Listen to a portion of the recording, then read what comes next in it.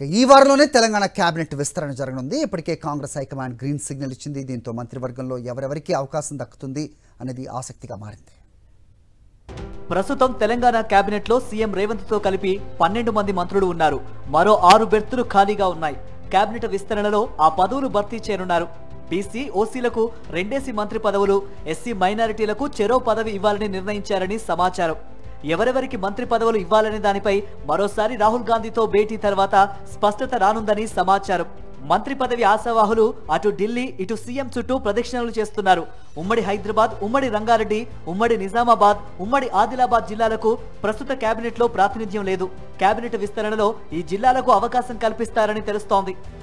ఉమ్మడి ఆదిలాబాద్ నుంచి బెల్లంపల్లి ఎమ్మెల్యే గడ్డం వినోద్, చెన్నూరు ఎమ్మెల్యే వివేక్ మంత్రి పదవి ఆశిస్తున్నారు.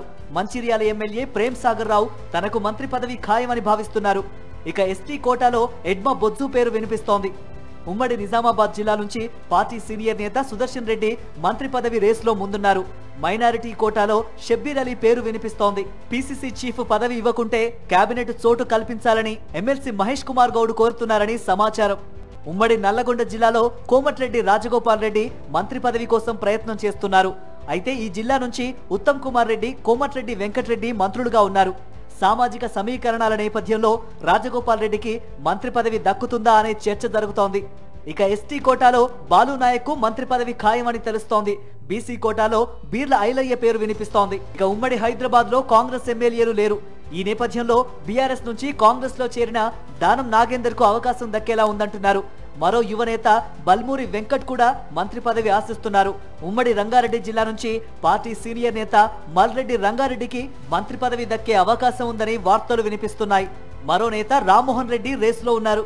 పార్లమెంటు ఎన్నికల ప్రచారంలో ముదిరాజ్ వర్గానికి కేబినెట్ లో అవకాశం ఇస్తామని సీఎం రేవంత్ రెడ్డి హామీ ఇచ్చారు. ఈ క్రమంలో ఉమ్మడి మహబూబ్ నగర్ నుంచి వాకిటి శ్రీహరి ముదిరాజ్ పేరు వినిపిస్తోంది.